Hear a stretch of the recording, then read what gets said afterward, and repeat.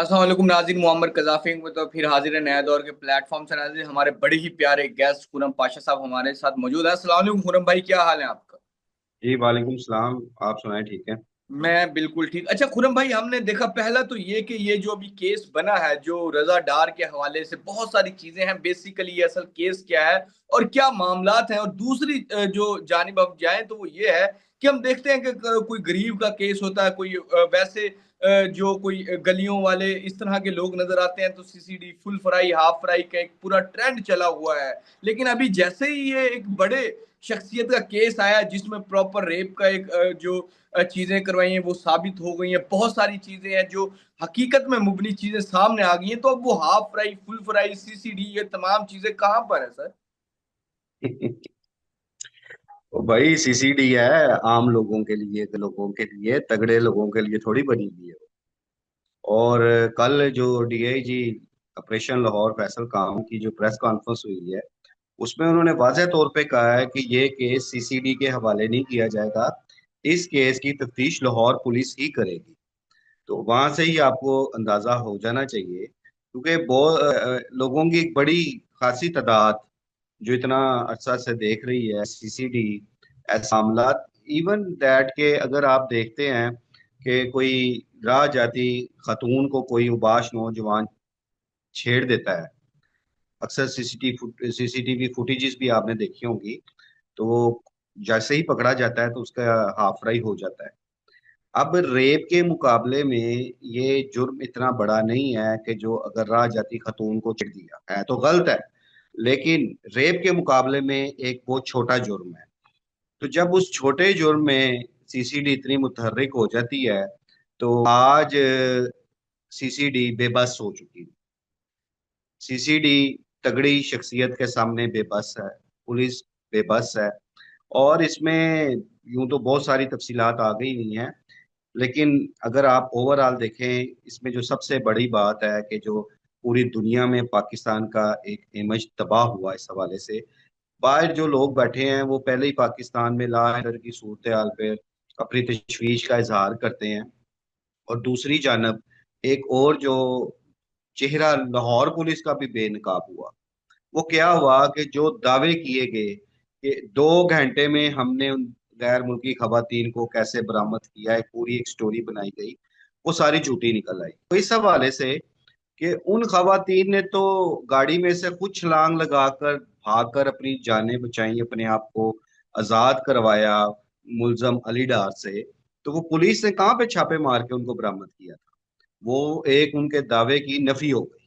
वो नफी कब हुई कि जिस वक्त कुछ मीडिया में कुछ रिपोर्ट्स ऐसी आ गई, उसके बाद खुद जब उन खवातीन ने दफा 164 के तहत अदालत में बयान दिया, तो उसमें उन्होंने इस बात का जिक्र किया, जहां पहले उन्होंने अपने साथ होने वाली जुल्म और ज्यादती का जिक्र किया, वहां उन्होंने ये जिक्र भी किया कि किस तरह वो इनके चुंगल से निकली। अब जो पुलिस ने कहानी बयान की थी, वो कहानी और उन खातीन के जो दफा 164 के तहत दिए गए बयान है, वो बिल्कुल डिफरेंट थे, मुखालिफ सिमत में थे। तो पुलिस का वो दावा भी झूठा साबित हो गया। और ये किस तरह पॉसिबल है, अभी देखेंगे, हम भी देखेंगे।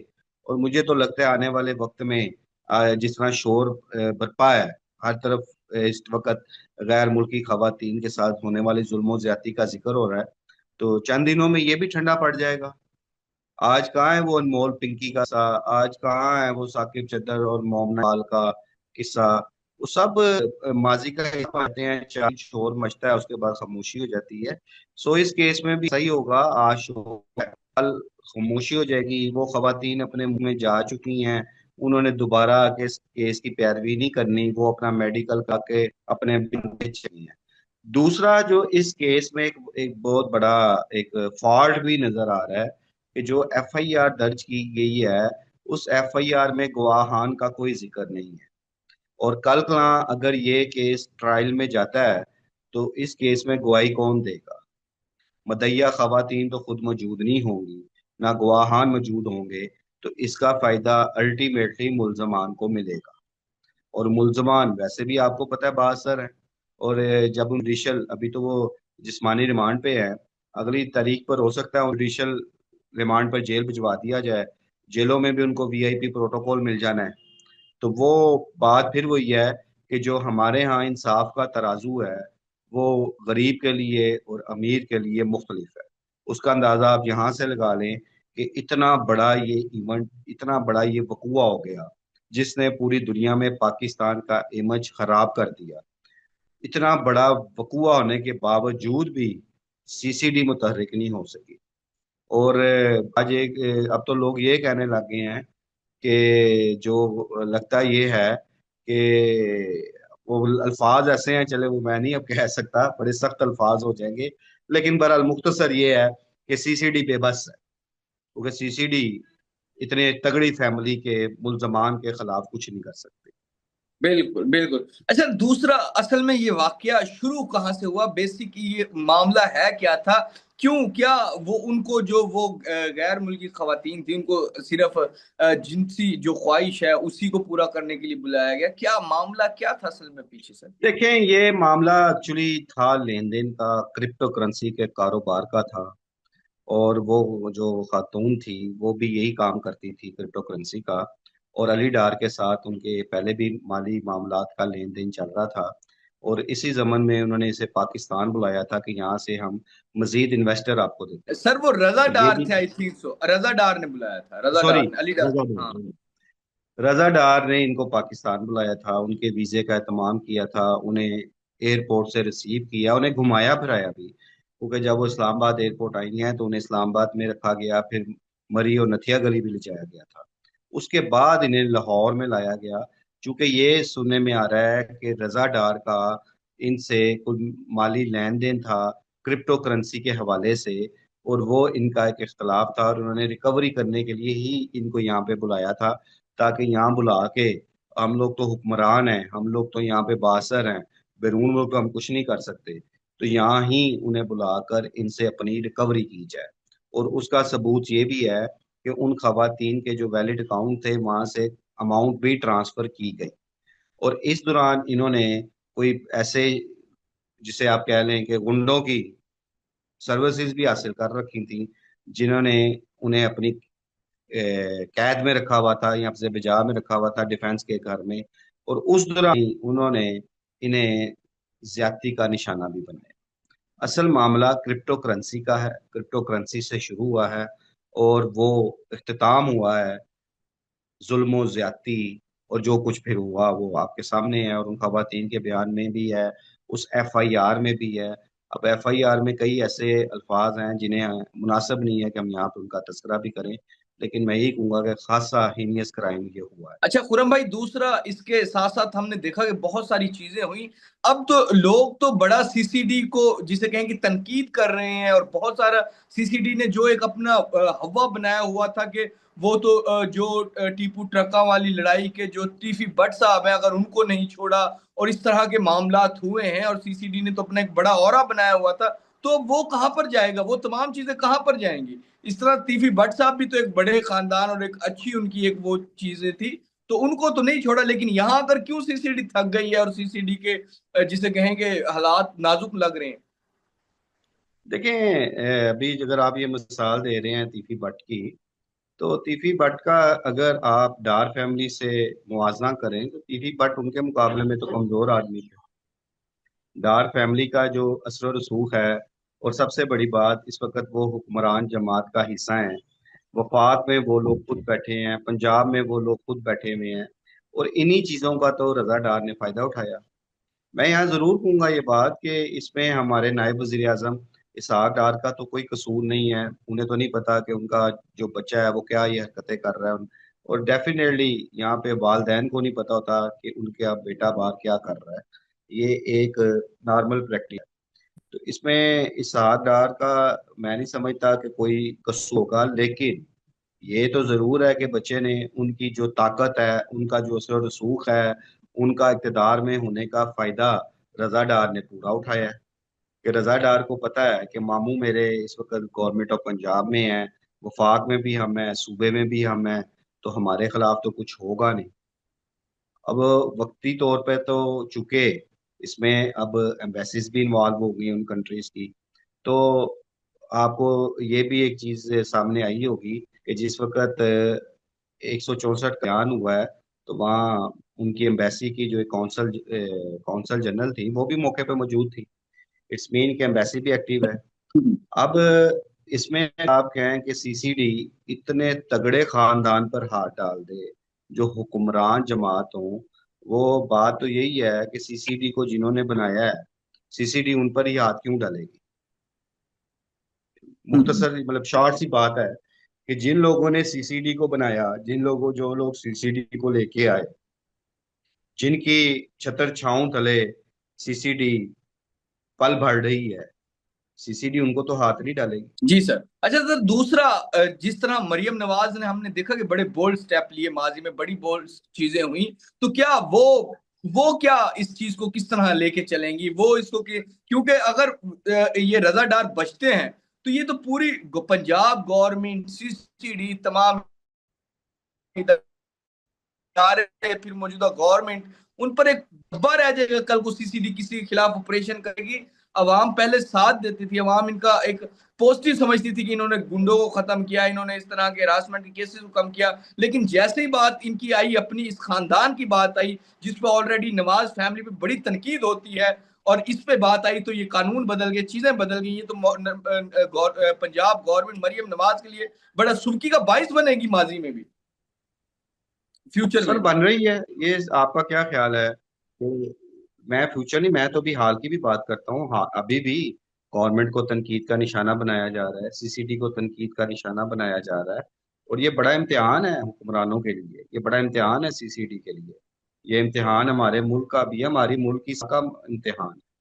अच्छा, अब जरूरी नहीं है कि इसमें अगर वो सीसीडी को नहीं देते तो आगे इस केस का कब बनेगा क्या।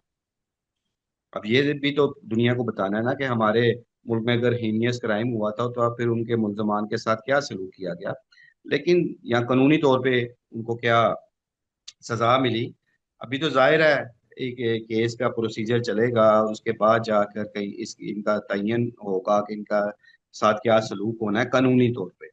लेकिन मैंने आपको आगाज बात की है कि इसकी एफआईआर में खासी चोरियां मौजूद हैं, जो माहिर कानून ने निशानदेही की बात की। और इसलिए उसमें इस चीज को बहुत हाईलाइट किया जा रहा है कि इस केस में गुहान ही मौजूद नहीं है।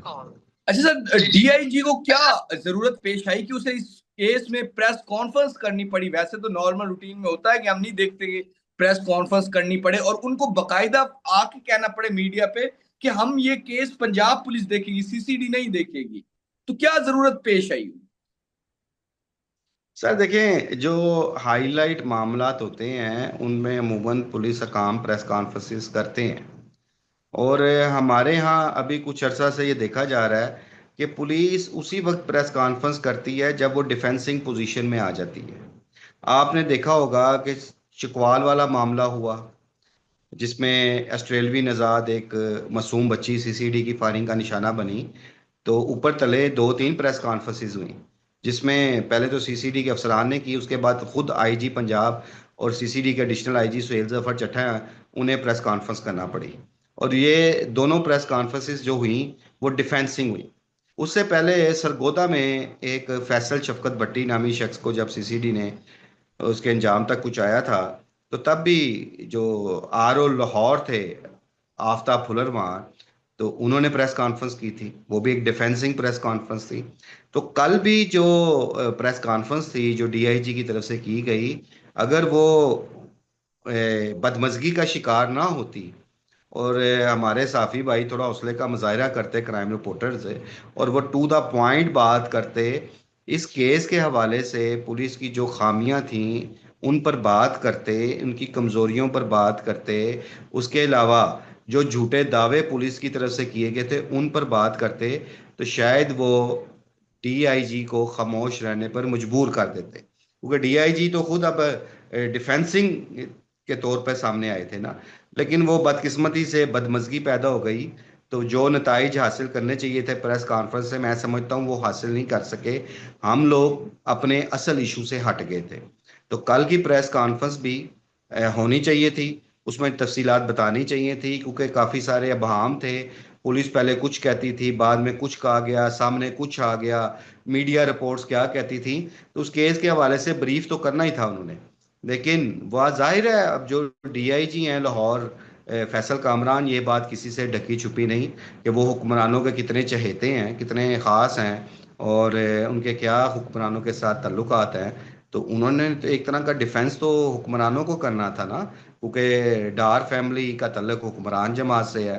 तो वो तो कहेंगे कि हम ये सीसीडी को नहीं देंगे। वो क्यों कहेंगे कि हम ये सीसीडी को दे रहे हैं? और उन्होंने ये बात की कि इस किस्म के जो क्राइम होता है उसके लिए एक अलहदा यूनिट है, वो डील करता है।